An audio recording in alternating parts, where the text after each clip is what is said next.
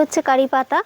এই কারি পাতা দিয়ে আমি আজকে চুলের তেল আর চুলে মাখা স্প্রে, কিভাবে চুলে স্প্রে করবে, মানে চুলের সিরাম বলতে পারো, সেটা তৈরি করব ঘরোয়া পদ্ধতিতে। তোমরা দেখতে থাকো। আর এই কারি পাতা চুলে দিলে চুল কালো হয় এবং ঘন হয়। আর চুল পড়া যাদের সমস্যা আছে তারা কারি পাতার আমার এই টিপসগুলো ফলো করো, অবশ্যই তোমরা ফল পাবে। তো আমি বাড়িতে চুলে এই কারি পাতারই তেল ব্যবহার করি, যেটা আমি বাড়িতে তৈরি করি। তো তোমাদেরকে আজকে আমি কি তেল তৈরি করে দেখাবো, সেটা পুরো ব্লগটা দেখতে থাকো, তাহলেই বুঝতে পারবে।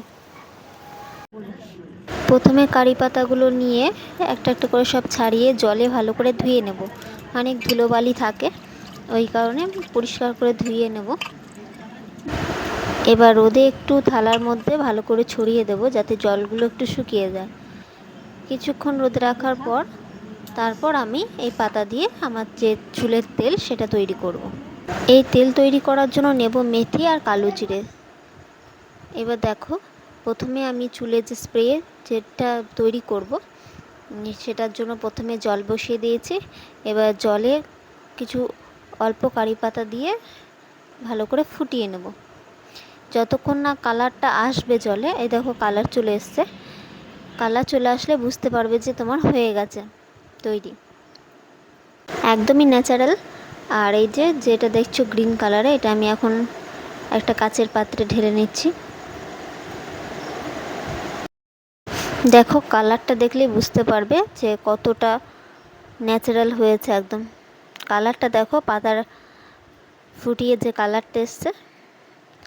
এটা দিয়ে আমি চুলে স্প্রে করব, মানে চুলে তেল দেওয়ার আগে এই স্প্রেটা আমি ব্যবহার করব, বা তোমরা এমনি চান করার আগেও এই স্প্রেটা ব্যবহার করতে পারো।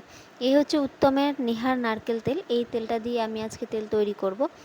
প্রথমে একটা তাওয়া নিয়েছি, সেখানে প্রথমে তেল ঢেলে নিচ্ছি। আমি নারকেল তেল দিয়ে এটা তৈরি করি, তোমরা চাইলে অন্য তেল দিয়েও করতে পারবে। তো এই যে কারি পাতাটা আমি দিয়ে দিচ্ছি, তার সঙ্গে কিছু মেথি আর কালো জিরে দুটো মিক্স করে দেবো।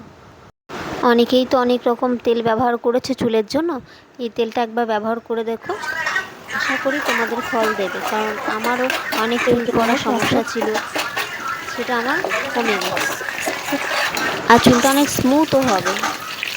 তো দেখো একটুখানি গরম করে নিয়েছি, খুব বেশিক্ষণ গরম করবে না। দেখবে পাতাগুলো একটু সবুজ সবুজই থাকবে, কিন্তু দেখবে যে তেলের কালারটা কীরকম আসছে, তাহলেই তোমরা বুঝতে পারবে।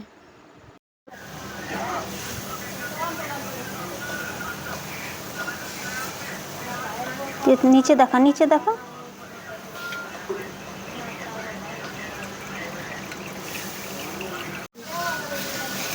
এই যে পাতাগুলো এরকম মচমচে হয়ে যাবে,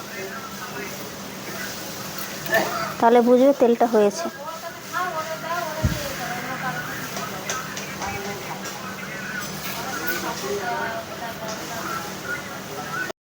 তোমরা এই পাতাগুলো ফেলবে না, এগুলো মেথি কালো জিরে পাতা সহ একটা পেস্ট তৈরি করে নেবে।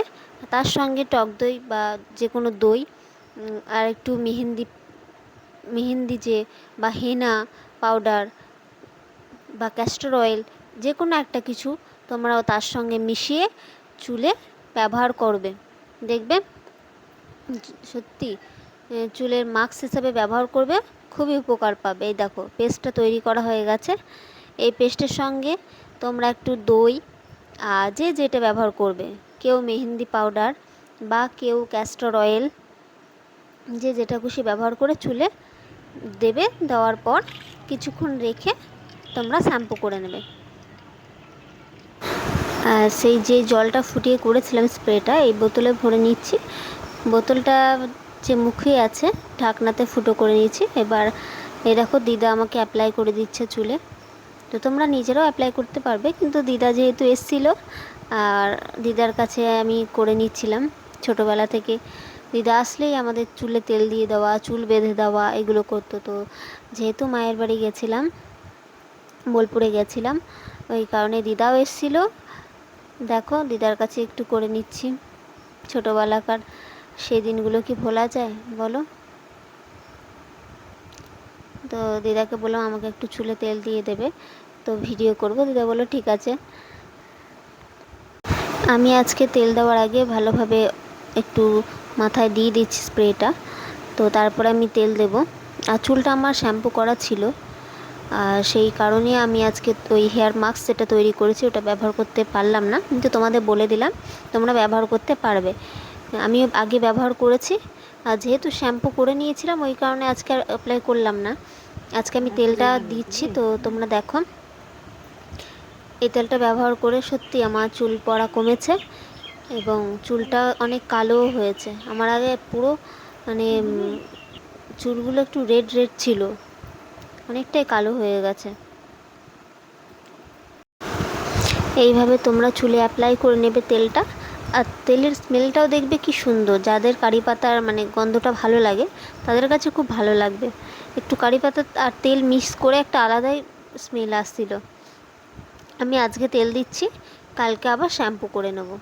তেল দিয়ে একদিনে বেশি আমি রাখি না, তো আজকে যেহেতু তেল দিচ্ছি কাল আবার শ্যাম্পু করে ধুয়ে নেব। আমার চুলের ভালো রাখার যে টিপসগুলো সেগুলো তোমাদের সঙ্গে শেয়ার করলাম। অবশ্যই ভালো লাগলে একটা লাইক কমেন্ট করবে, আর সাবস্ক্রাইব করে নেবে যারা নতুন দেখছো আমার ভিডিও। অবশ্যই একটা করে সাবস্ক্রাইব করে পাশে থাকবে, আমার নতুন নতুন ভিডিও তোমাদের কাছে সবথেকে আগে পৌঁছাবে। তো দেখো চুলটা ভালো করে মাসাজ করে দিয়েছে, আর কত সুন্দর দেখো তেল দেওয়ার পর চুলটা পুরো নরম হয়ে গেছে। আর কোনো চুল একটা চুলও এরকম দেখো একটা চুলও উঠছে না। তেল দেওয়ার পর অনেকের চুল ওঠে, যাদের চুল ওঠার সমস্যা তারা তেল দিলেই তো অনেক চুল ওঠে, যেটা আমার আগে হতো, কিন্তু এখন দেখো এই চুলে অ্যাপ্লাই করার পর খুব মাথাটাও ঠান্ডা লাগছে। আর সপ্তাহে একটা দিন তো অন্তত মাথায় তেল দেওয়া উচিত আমার মনে হয়।